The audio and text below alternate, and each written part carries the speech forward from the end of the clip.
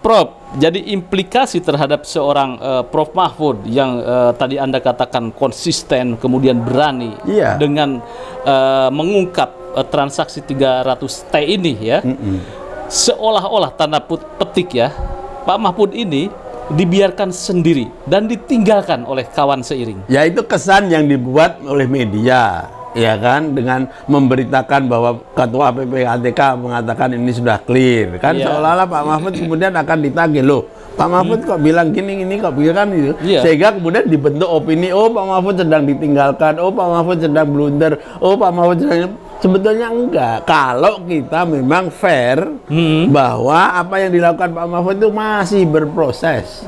Kalau saya litmus tesnya atau tes yang batasannya itu untuk mengatakan Pak Mahfud gagal atau tidak gagal, blunder atau tidak blunder dan lain sebagainya, tadi itu apakah kasus ini diusut tuntas dan hasilnya diumumkan terbuka atau tidak, itu tes terakhirnya, bukan sekarang ini, Mas. Kalau berbicara konsistensi karakteristik Prof Mahfud, kita teringat pada sosok Gus Dur. Anda setuju tidak itu? Iya, Gus Dur itu salah satu kunci suksesnya karena konsisten di dan kadang-kadang memang risikonya sangat tinggi. Assalamualaikum warahmatullahi wabarakatuh. Waalaikumsalam warahmatullahi wabarakatuh. Pemirsa pada Suat TV, kita berbincang kembali dengan Prof Hikam. Apa kabarnya, Prof? Alhamdulillah, baru pulang dari kantor ini.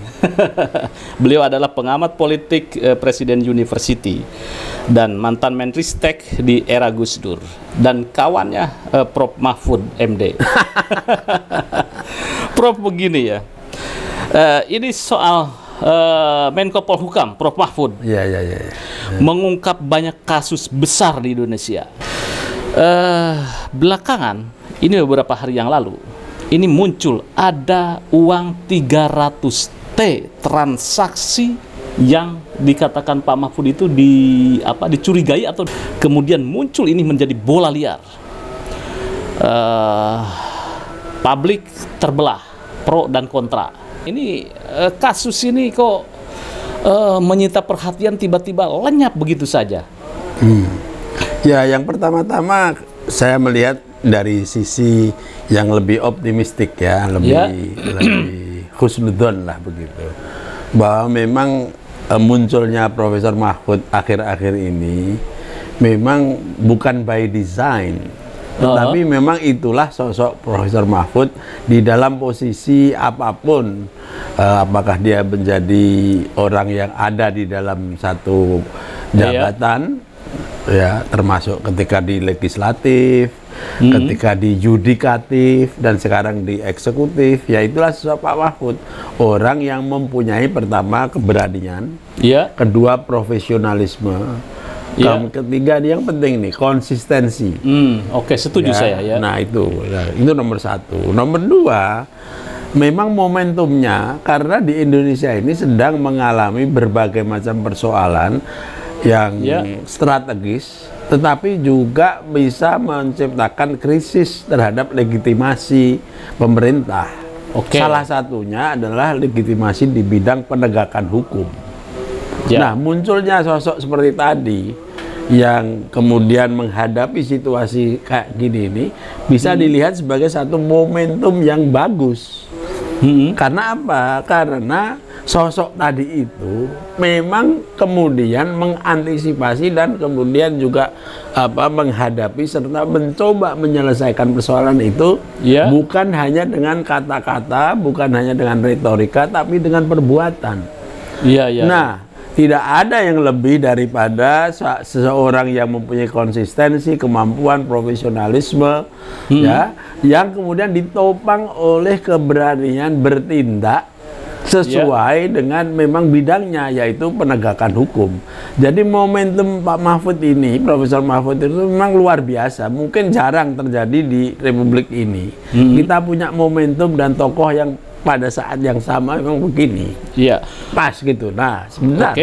tetapi tentu tidak ada gading yang tidak retak. Oke, ya. Dalam pengertian apa? Pasti usaha-usaha yang sedemikian nobel, artinya yang sedemikian mulia, pasti ada saja pihak-pihak yang kurang suka, tidak suka, membenci, dan seterusnya dan sebagainya. Nah, oleh karena itu pihak-pihak yang memang menginginkan agar upaya-upaya Pak Mahfud dan sosok Pak Mahfud itu tidak kelihatan kemudian berhasil, ya walaupun sudah jelas publik mendukung seperti yang jenengan katakan tadi, kalau ada pihak-pihak yang seperti itu yang berpihak pada justru pada masalah-masalah itu yang di belakang, pasti akan berusaha bagaimana menjadikan perkara-perkara ini sebagian tidak berhasil diselesaikan.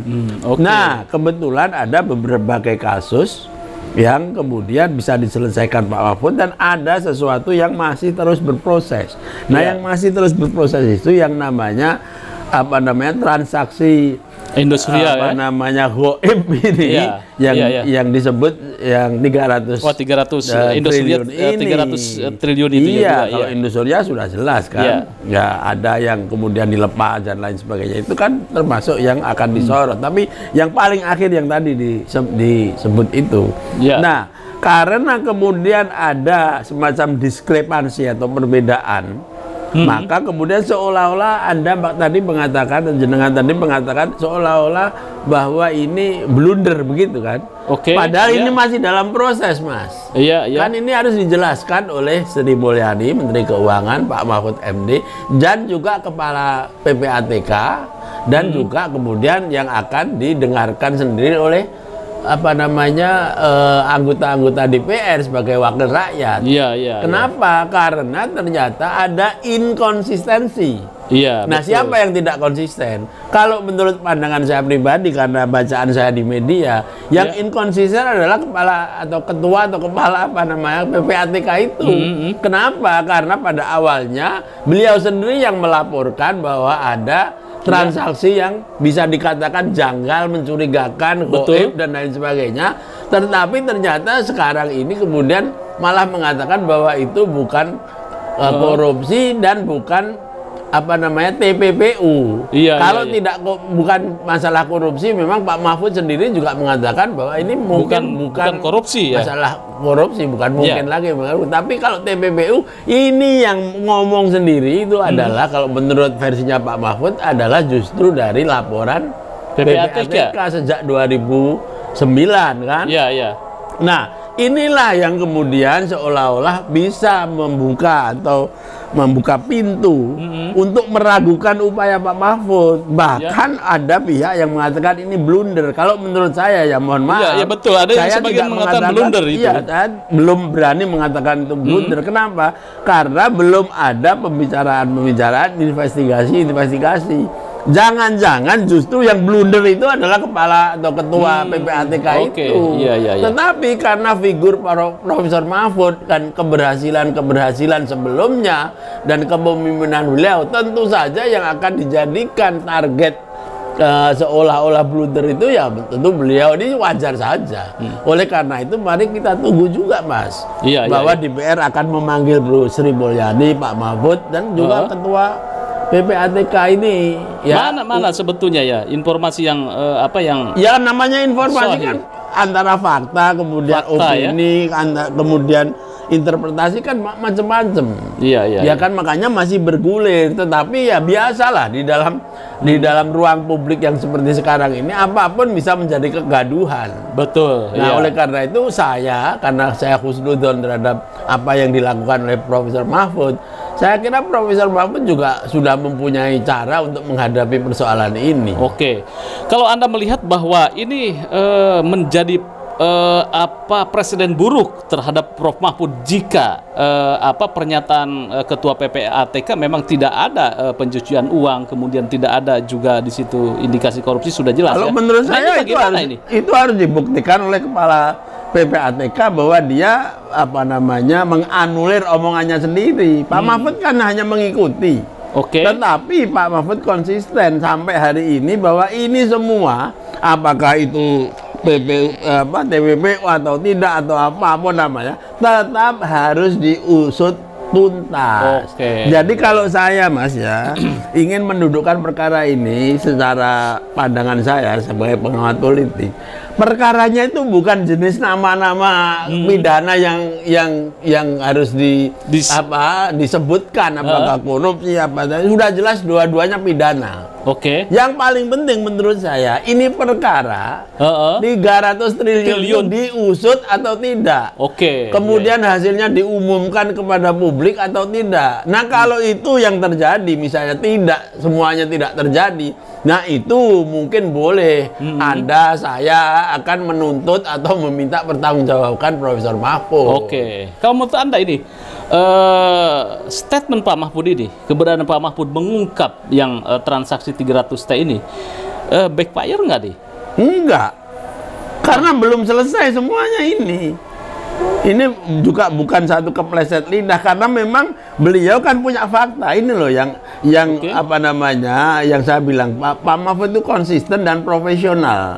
Oleh karena itu setiap ada laporan itu kan ada kata-kata yang dia pakai. Ya, kalau awalnya sudah mengatakan ini ada laporan janggal dan memenuhi apa namanya pidana yang disebut TWPU, ya beliau akan ngomong begitu.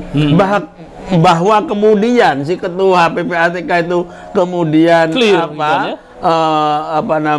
mengatakan bahwa ini sudah clean dan lain sebagainya, itu yang harus diselidiki.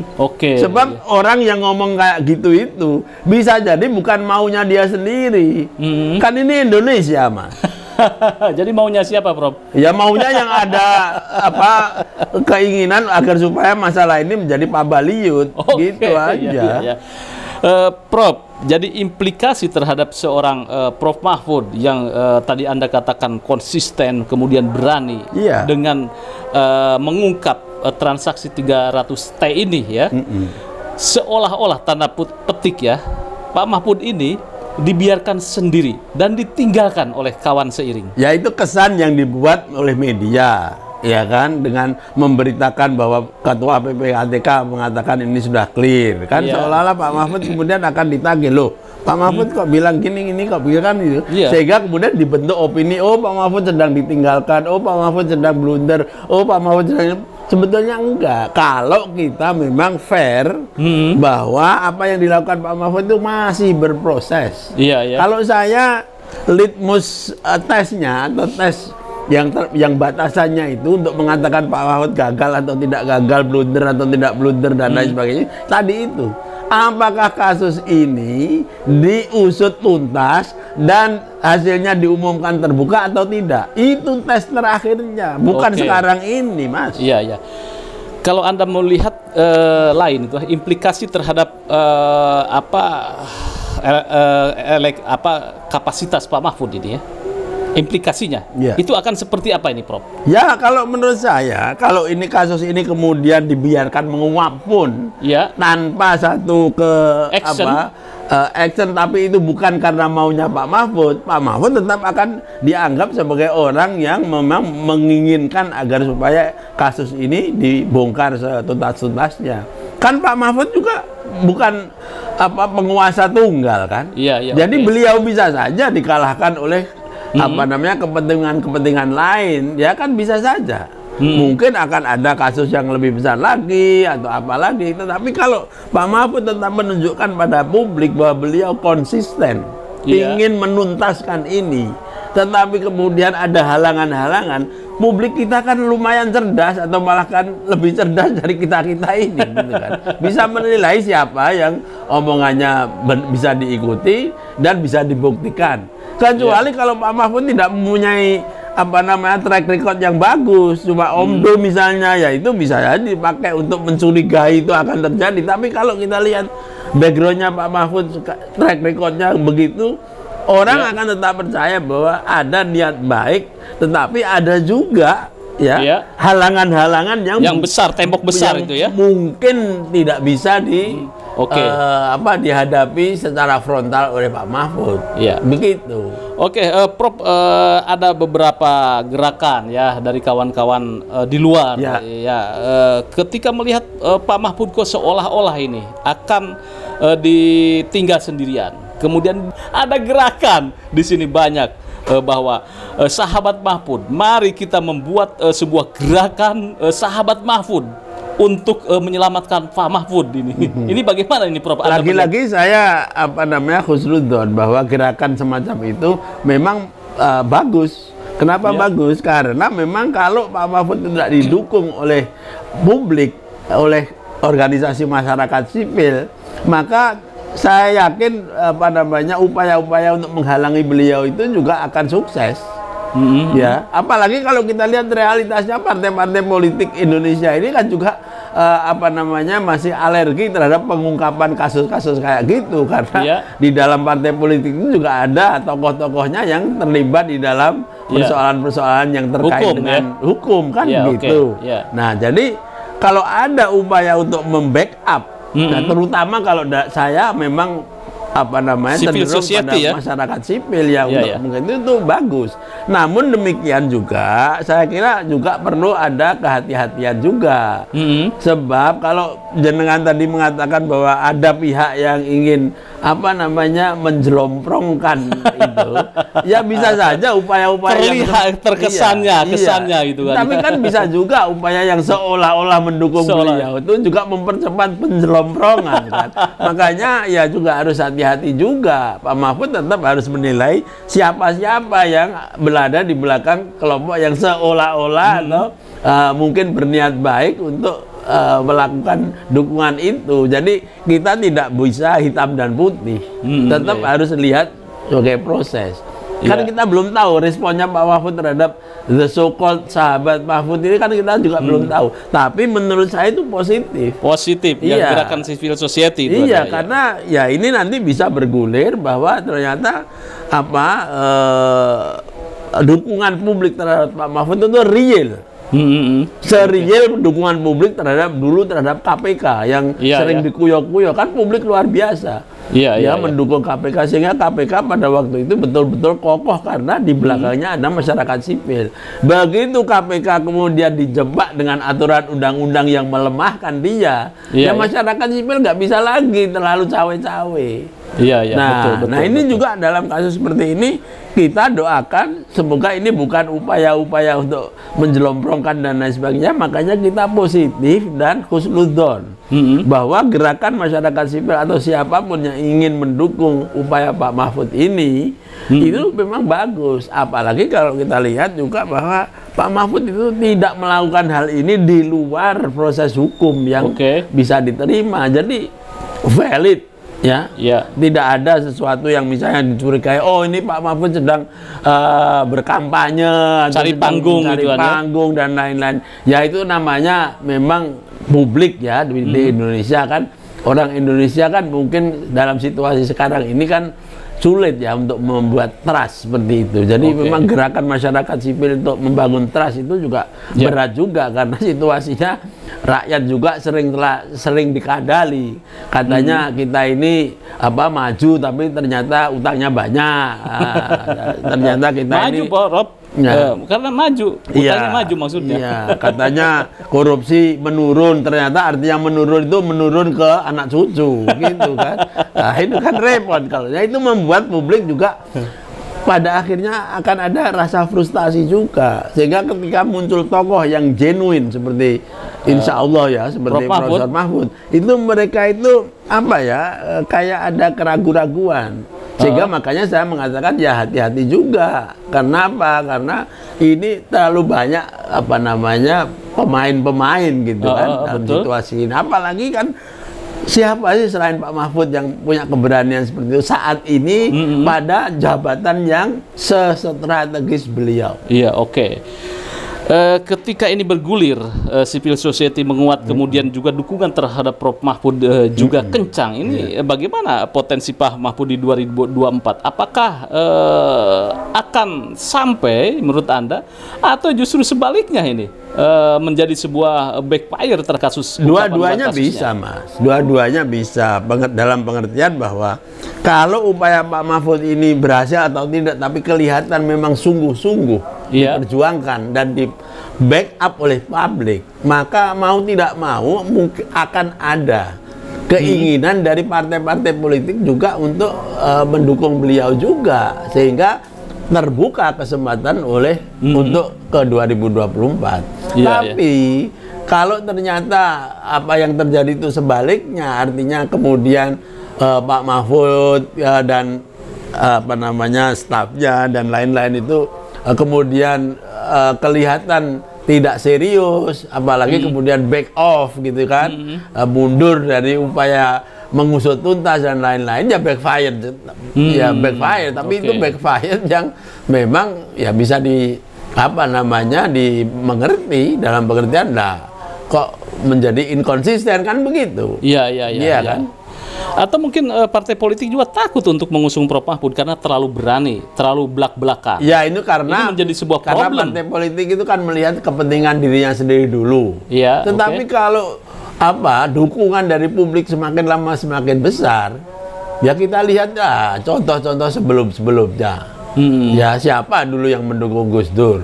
Iya kan, mula-mula. Tapi ketika gelombang dukungan publik besar, besar dan ternyata sistem yang mengalami krisis juga waktu itu kemudian mengalami pelemahan, pada akhirnya ya muncul juga tokoh seperti itu. Tentu kita sekarang tidak mengharapkan ada krisis ya. Betul. Tetapi secara rasional, menurut saya memilih atau mendukung Profesor Mahfud itu sebagai salah satu calon pemimpin Indonesia masa depan itu masuk akal. Masuk akal. Perkara nanti pada akhirnya terpilih atau tidak oleh rakyat itu biar proses. Ya, pemirsa, menarik kalau membicarakan sosok Profesor Dr. Mahfud MD selaku Menko Polhukam. Beliau adalah sosok yang memiliki integritas, kapasitas, dan keberanian yang tinggi ya, Prof. Konsistensi ya, mengungkap kasus-kasus.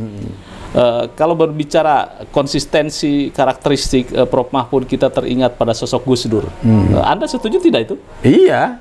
Gus Dur itu salah satu kunci suksesnya karena konsisten dan kadang-kadang memang risikonya sangat tinggi. Betul. Jadi kalau Profesor Mahfud juga mengalami halangan-halangan karena konsistensi beliau, ya itu anggap saja sebagai sesuatu yang wajar.